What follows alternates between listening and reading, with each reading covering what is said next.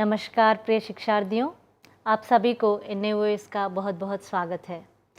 आप सुन रहे हैं लगातार ये सामुदायिक स्वास्थ्य प्रशिक्षण कार्यक्रम के अंतर्गत जो प्रैक्टिकल मैनुअल भाग 2 जो मातृ एवं शिशु स्वास्थ्य कार्यक्रम और उसके जो टॉपिक्स हैं गर्भिणी माँ की देखभाल, प्रसव पश्चात देखभाल, नवजात शिशु के एग्जामिनेशन, ये सारे आप लगातार देख रहे हैं। तो आज हम देखेंगे कि ग्रामीण क्षेत्रों व विशेष परिस्थितियों में अचानक प्रसव पश्चात माता एवं शिशु का परीक्षण एवं देखभाल।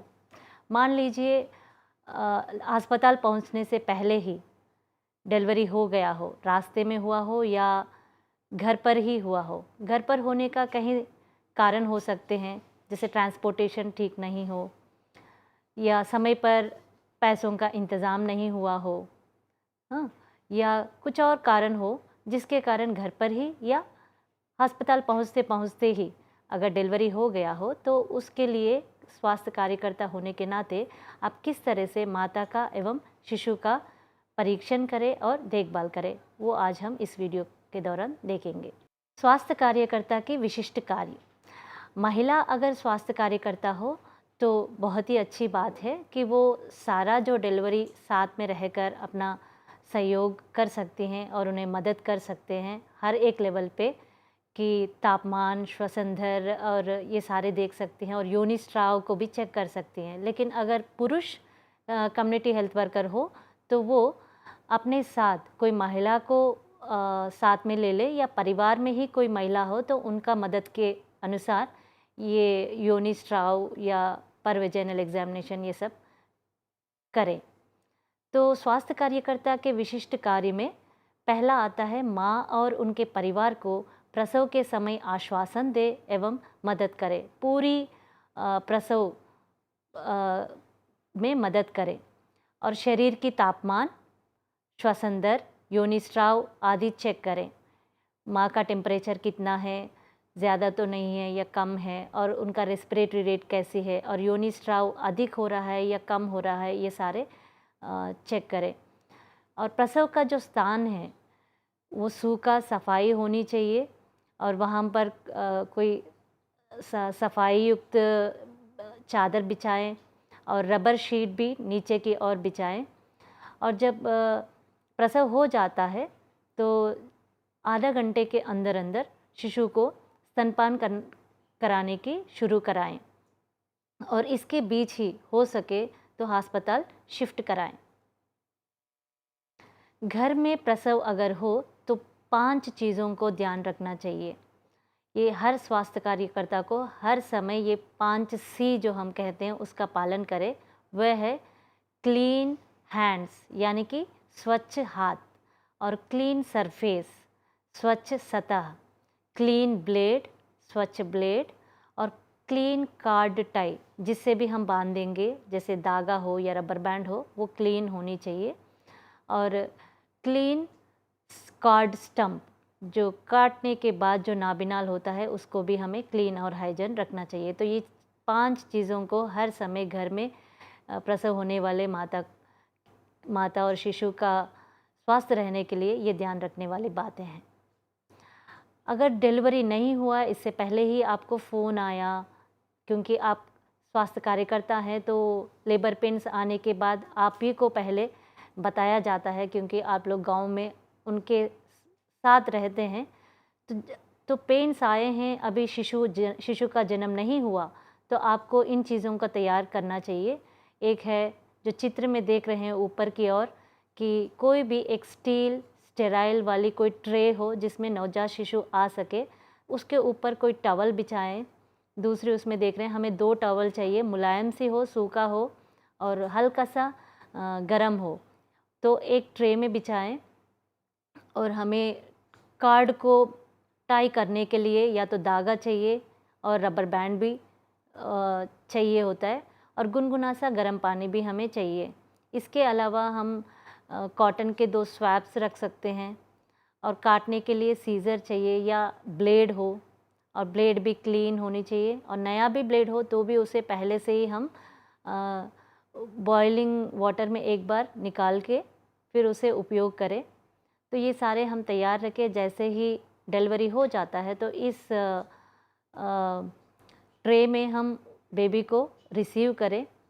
तो डिलीवरी होते ही एक बार हम टाइम नोट करें कि किस समय में उसका जन्म हुआ है और बर्थ क्राई है या नहीं, मतलब बच्चा रोया है या नहीं, ये ध्यान रखना चाहिए। अगर रो लेता है तो सामान्य परिचर्या जो रूटीन केयर हमें करनी चाहिए। रूटीन केयर में पहले ट्रे में रिसीव करते ही बेबी को ऊपर से नीचे की ओर, सिर से पैर की ओर तुरंत पोंछना चाहिए एक टॉवल से, और जैसे ही वो टॉवल गीला हो जाता है तो उसे हटाकर दूसरी जो टॉवल है उससे ढककर, जैसे चित्र में देख रहे हैं उसी तरह से हमें रखना चाहिए ताकि वो हाइपोथर्मिया से बच सके। क्योंकि नवजात शिशु का अधिकतर टेम्परेचर जो है कम होने का चांसेस हैं, क्योंकि उसका बॉडी सरफेस ज़्यादा होता है और हम उसे गर्म ना रखें तो तुरंत ही हीट लॉस होती है, बॉडी का हीट लॉस होकर हाइपोथर्मिया में पहुंच सकता है। उसके बाद बुनियादी नवजात पुनर्जीवन करें।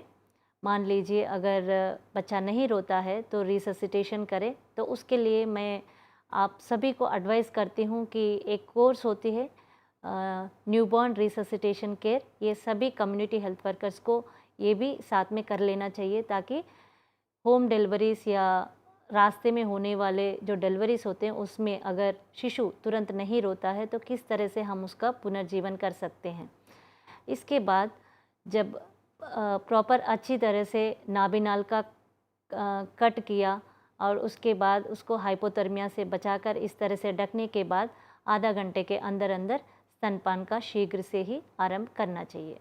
जब शिशु का जन्म हो गया उसके बाद थर्ड मतलब डिलीवरी का 3 स्टेजेस होते हैं। पहला stage first stage of labour होगा जिसमें बहुत ज़्यादा पेन्स होते हैं और सर्विक्स भी डायलेट होती रहती है, और सेकंड स्टेज ऑफ लेबर में शिशु का जन्म हो जाता है। शिशु के जन्म के बाद जब थर्ड स्टेज ऑफ लेबर, इसमें अपरा बाहर आती है, अपरा को हम प्लेसेंटा भी कहते हैं। तो ये जब बाहर आने का जो है 15 से 20 मिनट का समय होता है। तो इसी अंतर्गत अगर नहीं आया तो भी हम तुरंत जो है हॉस्पिटल शिफ्ट करनी चाहिए। और इस चित्र में आप देख रहे हो, पहला चित्र है ये मैटरनल सरफेस है उस साइड का है, और ये दूसरा चित्र है ये फीटल सरफेस है। तो फीटल सरफेस के साइड में आपको नाभि का जो नाल अम्बिलिकल कॉर्ड का लेंथ होती है और सारे मेम्ब्रेन्स भी होंगे, और ये पूरी कंप्लीट है, इस तरह से बाहर निकलना चाहिए। मान लीजिए अगर कहीं पर भी थोड़ा सा टुकड़ा भी अगर हमें इसमें नहीं दिखता है तो हमें समझना चाहिए कि ये गर्भाशय में ही रह गया है, जिसे हम प्लेसेंटल रिटेंशन कहते हैं। अगर वो रह जाता है तो हमें अस्पताल लेकर जाना होगा और उसको क्लीन करवाना होगा। नहीं करवाते हैं तो वो काफ़ी दिनों तक ये योनि शूल या गर्भाशय शूल होगा और साथ साथ में बहुत ज़्यादा ब्लीडिंग होता रहेगा। अब डिलीवरी हो गया है और शिशु का भी जन्म हो गया है, साथ में प्लेसेंटा भी बाहर आ गया है, परंतु ये सोचकर अगर हम घर पर ही रहें, माँ और शिशु को घर पर ही रखें, तो आगे ये समस्याएं आने की संभावना है। तो प्रसव पश्चात माता को होने वाले क्या समस्या हैं ये अभी हम देख रहे हैं। एक है उदर एवं योनि शूल। ये 24 घंटे के अंदर या पहले सप्ताह में कभी भी हो सकता है। इन्फेक्शन अगर फैल जाता है अनहाइजेनिक कंडीशंस में या संक्रामिक होने के कारण उदर में बहुत ज़्यादा शूल होगा और योनि में भी शूल हो सकता है। और इसके अलावा वजाइनल और पेरिनियल टीयर, यानी कि अगर हम लेबर के समय, डिलीवरी के समय प्रॉपर अगर सपोर्ट नहीं देते हैं, बाहर की ओर से अगर हम सपोर्ट नहीं देते हैं वजाइना पे, तो वजाइना के पास या पेरिनियम के पास जो मांसपेशियां हैं सामान्यतः वो छिद्र हो जाते हैं, टीयर हो जाती है। उसे हम अगर अस्पताल ले जाके रिपेयर नहीं करवाएं तो आगे जाकर ये इन्फेक्शन होके और अलग तरह से ये क्लोज़ होकर बहुत दिक्कत कर सकती है और पेन हो सकता है। और तीसरा है ये प्रसव पश्चात रक्तस्राव। ये रक्तस्राव जो है वेजिनल डिलीवरी, नॉर्मल जो वेजिनल डिलीवरी में 24 घंटे के अंदर अगर 500 मिलीलीटर से भी अगर ज़्यादा रक्त अगर जा रहा हो तो उसे हम प्रसव पश्चात रक्तस्राव कहेंगे। और इसको अगर नहीं रोके तो ये एनीमिया या पांडु रोग में पहुंच सकता है और खून की कमी के कारण उसे ऑक्सीजन लेने माँ को ऑक्सीजन लेने में भी दिक्कत हो सकता है और खून की कमी के कारण कभी कभार हमें ये भी देखने को मिलता है कि स्तन का जो प्रोडक्शन है वो भी कम हो जाता है। इसके अलावा उच्च तापमान, ये टेम्परेचर जो है माँ का 102, 103 या कभी कभार 105 तक पहुँच जाती है।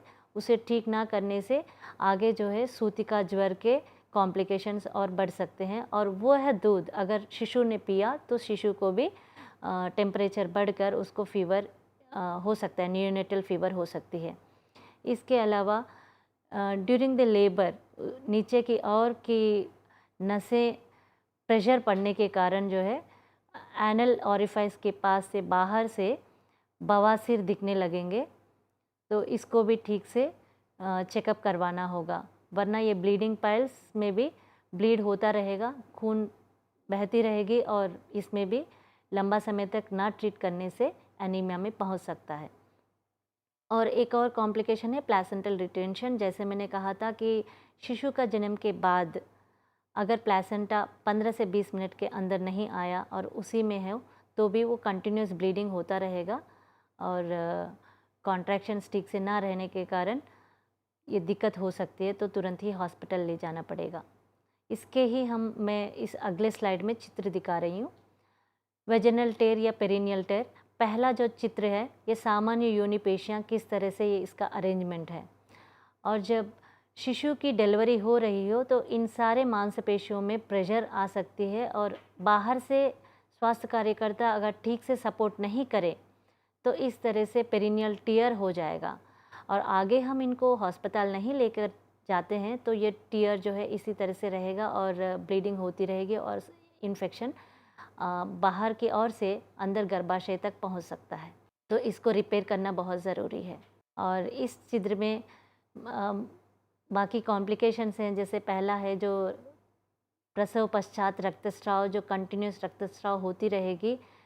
तो दूसरा पिक्चर में आप देख रहे हो कि खून की कमी होने से किस तरह से हाथ पीलापन हो रहा है और दूसरा हाथ पिंक है जिसमें खून अच्छा है शरीर में।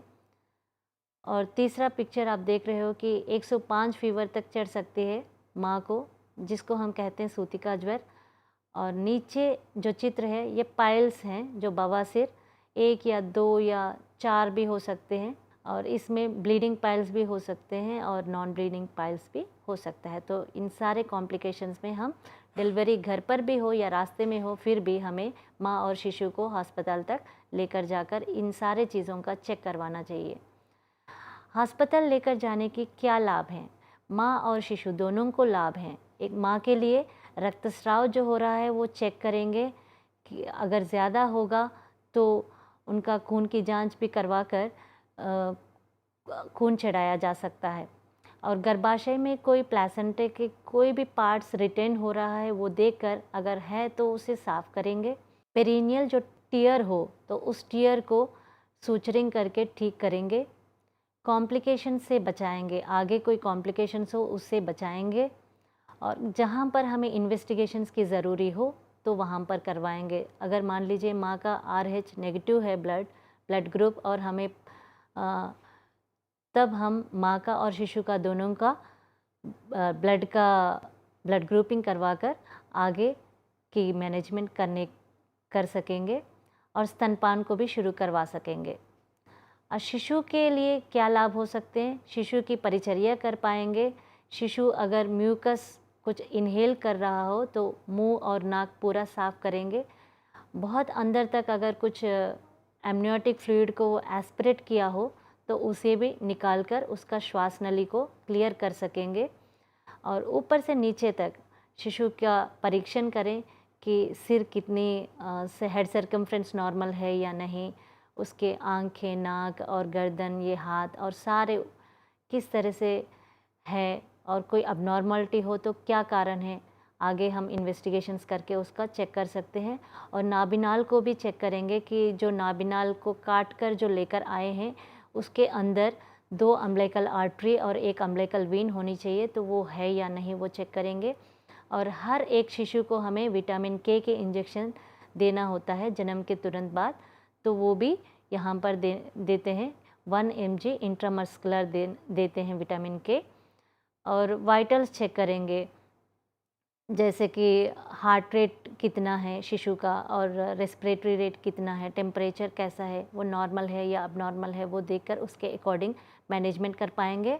और सब कुछ अगर ठीक हो तो जब डिस्चार्ज करने के समय में उन्हें 0 डोज के वैक्सीन यानी कि BCG जो ट्यूबरक्लोसिस के लिए दिया जाता है, और OPV जो पोलियो वायरस के लिए दिया जाता है, और हेपेटाइटिस बी जो हेपेटाइटिस बी वायरस के लिए, ये 3 वैक्सीनेशंस उन्हें देकर दोनों को आगे की कोई कॉम्प्लिकेशन, कौन से लक्षण से उन्हें कॉम्प्लिकेशंस होने का संभावना है, ये समझा कर कब हॉस्पिटल आना है, कैसे लक्षणों को आप देखने के बाद हॉस्पिटल लेकर आना है, ये परिवार को और माँ को समझा कर उन्हें डिस्चार्ज किया जाता है।